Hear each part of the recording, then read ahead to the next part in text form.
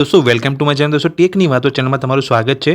दोस्तों वीडियो में આપણે વાત કરીશું ગુજરાત ગૌણ સેવા પસંદગી મંડળ દ્વારા આવનારી જે પરીક્ષા છે સીસી એક્ઝામ જે ગ્રુપ એ અને ગ્રુપ બી ની જાહેરાત ક્રમાંક 212 ને લઈને જે પરીક્ષા લેવામાં આવવાની છે તેના પરીક્ષાના કાર્યક્રમમાં બહુ મોટો ફેરફાર કરવામાં આવ્યો છે।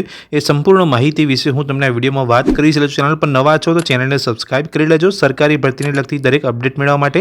ચલો શરૂ કરીએ। તો દોસ્તો વાત કરીએ કે ગુજરાત ગૌણ સેવા પસંદગી મંડળ દ્વારા જાહેરાત ક્રમાંક 212 ને લઈને જે પરીક્ષા લેવામાં આવવાની છે જેના કોલ લેટર અત્યારે ડાઉનલોડ થઈ રહ્યા છે। તે પરીક્ષાના કાર્યક્રમમાં અમુક ફેરફાર કરવામાં આવ્યા છે જેની ગુજરાત ગૌણ સેવા પસંદગી મંડળ દ્વારા એક સ્પષ્ટતાની એક જાહેરાત કરવામાં આવી છે। જે 5554 જગ્યા માટે જે સીધી ભરતી માટે જે જાહેરાત કરવામાં આવી હતી 4/1/2024 થી અહીંયા 31/1/2024 ની વચ્ચે જે અરજીઓ મંગાવવામાં આવી હતી તેની પરીક્ષા હવે નજીક છે। એપ્રિલ થી મે ની વચ્ચે જે પરીક્ષા લેવામાં આવવાની છે તેના પરીક્ષાના કાર્યક્રમમાં અમુક ફેરફાર કરવામાં આવ્યા છે। તમે જોઈ શકો છો વહીવટી કારણોસર 6/5/2024 અને 7/5/2024 પરીક્ષાની અન્ય 2 દિવસ 15/4/2024 અને 9/5/2024 રોજ રાખવામાં આવેલ છે।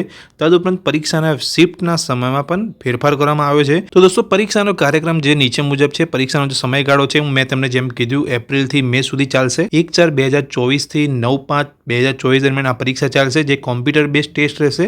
અને જે અહીંયા કોલ લેટર જે ડાઉનલોડ કરવાની જે છેલ્લી તારીખ છે 31/3/2024। જો હજુ સુધી તમે ડાઉનલોડ નથી કર્યો કોલ લેટર તો ડાઉનલોડ કરી લેજો। એનો વિડીયો પણ મેં ચેનલ પર મૂકેલો છે કેવી રીતે કોલ લેટર ડાઉનલોડ કરવો। दोस्तों बात करिए परीक्षा संपूर्ण कार्यक्रम विषय 1/4/2024 એટલે મંડે અહીંયા 4 શિફ્ટની અંદર પરીક્ષા લેવામાં આવશે। 2/4/2024 4 શિફ્ટની અંદર પરીક્ષા લેવામાં આવશે। 3/4/2024 બુધવાર એની અંદર પણ તમારી અહીંયા પરીક્ષા 4 શિફ્ટની અંદર રહેશે। 7/4/2024 એટલે કે સન્ડે રવિવારના રોજ શિફ્ટની અંદર પરીક્ષા તમારી લેવામાં આવશે। 13/4/2024 સેટરડે એટલે શનિવારે એક શિફ્ટની અંદર એટલે થર્ડ શિફ્ટની અંદર તમારી પરીક્ષા લેવામાં આવશે। આગળ દોસ્તો વાત કરીએ તો 14/4/2024 સન્ડેના રોજ 2 શિફ્ટની અંદર તમારી પરીક્ષા લેવામાં આવશે જેમાં થર્ડ અને ફોર્થ શિફ્ટની અંદર રહેશે। અને 15/4/2024 એટલે કે મંડેના રોજ સોમવારના રોજ 4 શિફ્ટની અંદર તમારી પરીક્ષા રહેશે। આ શિફ્ટનો કયો સમયગાળો રહેશે એ પણ હું તમને આગળ વિડીયોમાં વાત કરીશ। 16/4/2024ના રોજ પણ 4 શિફ્ટની અંદર પરીક્ષા રહેશે। જે ટોટલી આમ જોવા જઈએ તો 4 શિફ્ટની અંદર જ પરીક્ષા લેવામાં આવશે। પણ પરીક્ષાનો કાર્યક્રમ તમે જોઈ શકો છો 16 પછી 17 છે 18 19 20 21 અને 21 તારીખ પછી તમને 5 દિવસ 6 દિવસ જેવી ગેપ આવશે અને 27 28 તારીખે પરીક્ષા રહેશે।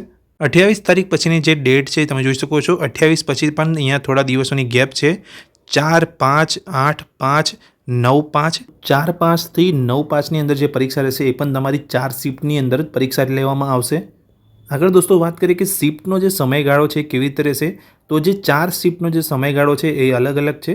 જે શિફ્ટ ફર્સ્ટની અંદર તમારો સમયગાળો જે પરીક્ષાનો રહેશે 9 થી 10, શિફ્ટ 2ની અંદર 12 થી 1, શિફ્ટ 3ની અંદર 3 થી 4નો સમયગાળો રહેશે અને શિફ્ટ 4ની અંદર 6 થી 7નો તમારો સમયગાળો રહેશે પરીક્ષાનો।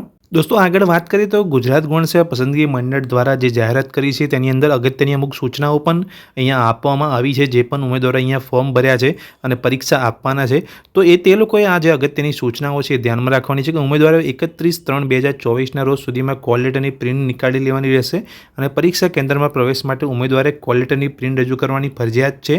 31/3/2024ના રોજ રાત્રિના તમે 12 વાગ્યા સુધી કોલ લેટર તમે ડાઉનલોડ કરી શકશો અને ત્યાર પછી તે બંધ થઈ જશે। લિંક જે રહેશે તમારી જે કોલ લેટર ડાઉનલોડ કરવાની એ ઓટોમેટિક ત્યાંથી બંધ થઈ જશે નીકળી જશે। ઉમેદવારે પરીક્ષા કેન્દ્ર પર પ્રવેશ સમયે કોલ લેટર સાથે પોતાનું અસલ ઓળખ કાર્ડ બતાવવાનું રહેશે। ઉમેદવારે આધાર કાર્ડ પાન કાર્ડ મતદાર ઓળખપત્ર ડ્રાઇવિંગ લાયસન્સ અથવા ભારતીય પાસપોર્ટ અસલમાં પરીક્ષા કેન્દ્રમાં પ્રવેશ વખતે બતાવવું ફરજિયાત છે। પરિણીત મહિલા ઉમેદવારના કોલ લેટરમાં અને ઓળખ કાર્ડમાં નામ ફેર થતો હોય તો મેરેજ સર્ટિફિકેટ અથવા લગ્ન નોંધણી પ્રમાણપત્ર પણ તમે રજૂ કરી શકો છો। એટલે મેરેજ સર્ટિફિકેટ લગ્ન નોંધણી પ્રમાણપત્ર ના હોય તો તેવા કિસ્સામાં નામ ફેર અંગેનો સ્પષ્ટતા કરતું સોગંદનામું એટલે એફિડેવિટ તમે અહીંયા રજૂ કરી શકો છો। જે મહિલા અહીંયા મેરિડ છે તેના નામમાં ફેરફાર કરવામાં આવ્યો છે તો તમે આ રીતે તમે એફિડેવિટ પણ અહીંયા રજૂ કરી શકો છો કાં તો તમારી પાસે મેરિડ સર્ટિફિકેટ છે તે પણ તમે રજૂ કરી શકો છો। સાથે આગળ વાત કરીએ તો કોલ લેટરમાં દર્શાવેલ પરીક્ષા કેન્દ્ર પર પરીક્ષા શરૂ થવાના 15 મિનિટ પહેલાં ઉમેદવાર પરીક્ષાનો પ્રવેશ બંધ કરી દેવામાં આવશે। તેથી ઉમેદવારને સમય પહેલાંનું ચુસ્તપણે પાલન કરવા નમ્ર અપીલ છે। પરીક્ષાની સંવેદનશીલતા અને સલામતીના કારણોસર આપેલ કોલ લેટરમાં ફાળવેલ સ્થળ તારીખ અને સમય કોઈપણ સંજોગોમાં બદલી શકાય તેમ નથી, જેને ઉમેદવારે નોંધ લેવા વિનંતી છે। તો આ અમુક સૂચનાઓ જે અહીંયા ગુજરાત ગૌણ સેવા પસંદગી મંડળ દ્વારા ઉમેદવારો માટે આપી છે, જે તમારે ધ્યાનમાં રાખવાની છે। દોસ્તો, આ વિડીયોમાં મેં તમને વાત કરી કે જે પરીક્ષાના કાર્યક્રમમાં જે અમુક ફેરફાર કરવામાં આવ્યો છે તેની સ્પષ્ટ બાબત અહીંયા લઈને ગુજરાત ગૌણ સેવા પસંદગી મંડળ દ્વારા અહીંયા નોટિફિકેશન બહાર પાડવામાં આવી હતી। તેની અપડેટ વિશે મેં તમને અહીંયા માહિતી આપી। જો આ માહિતી ગમી હોય તો વિડીયોને લાઇક કરજો।